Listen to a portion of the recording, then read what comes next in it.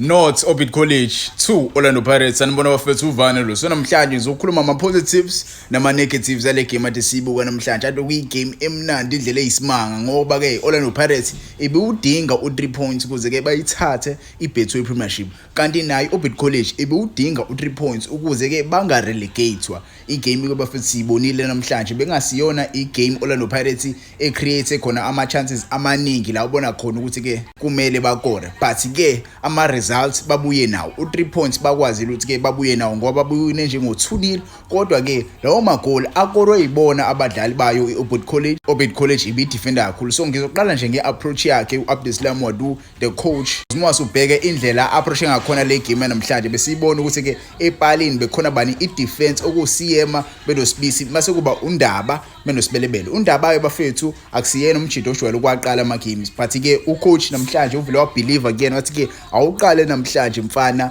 uyibonakalise nawe ungikhombisa ukuthi ke ngingokuthemba yini next season uma mhlambe ke kwenzeka uDion Hotto ehamba ingabe uzodlala kahle yini. Same as uSelepe lapha eswini bafethu umjida namhlanje ulitholile ithuba wathi ke aqale namhlanje. Remember ke bafethu uMakehleni Makhawula uthintekile, so ukuqaliswa kaSelepe ukumfaka umjida sim-introduce kule squad seOrlando Pirates because remember akadlalanga isizini yonke yabo. Usedlala 3 games in a row edlala kwi-TDC wayiwinisa i-TDC bayithatha indebe. Wadlala last game against iDurban City, wadlala the match wadlala kahle kakhulu against iDurban City. Namhlanje umjida bafethu ke udlalile namhlanje yabo. Okungijabulisa kakhulu kwabafethu ubedlala against i-team ekuthiwa iOrbit College, ubedlala kanye noMbatha mase kuba umfukeng lapha nazo number 10. I don't want to lie, le scheme bekuyi scheme right kakhulu but ke abajide namhlanje yabo bekusketch inyana indlela ade bedlala ngakhona. Mhlawumbe ungasho ukuthi ke bebenovalo indlela ade bedlala ngakhona abajida because ubonele nje first half there were many chances first half eswashwebile first half. Angazi bekwenze njani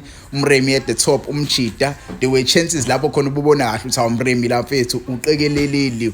Why ungafuni ke ukuthatha lelo thuba ufake ibhola enethini? Ingingazi mbothuma upfront umjida namhlanje ubengekho mnandi. Osinapolice umjida uzamile mfethu, umjida udlale kahle kakhulu Osinapolice namhlanje. Talent Mbatha my man of the match. Uma sisinyenje ama award uTalent Mbatha benondaba abajida abaperforme kamnandi namhlanje. Simjabulele bafethu bane na uSipho Chain uthathe irecord usenama clean sheets awu21. Akekho goalkeeper osekwasha ama clean sheets awu21 ever since iPSL yasungulwa.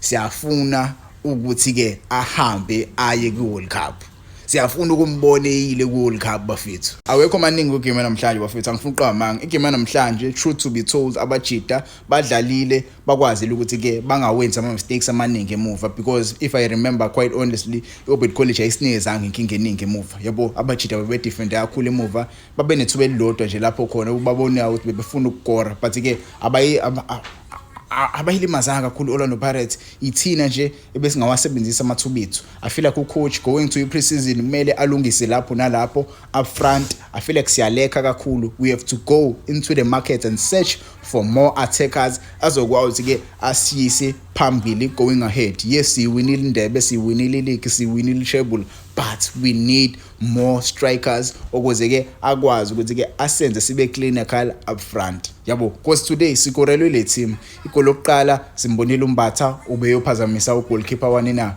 Orbit College.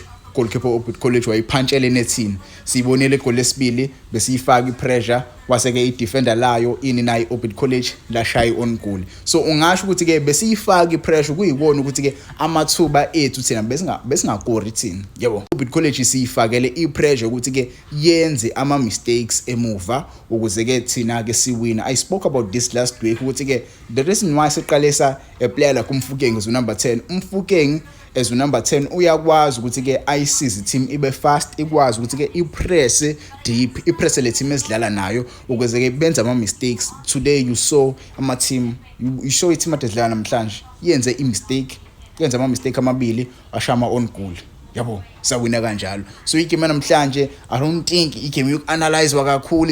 It was just a game nje yokuthi sithole 3 points yokuthi siwine game. So I'm really happy for the boys ukuthi ke bakwazile ukuthi ke bagcine egcineni beyitholile inina iBetway Premiership.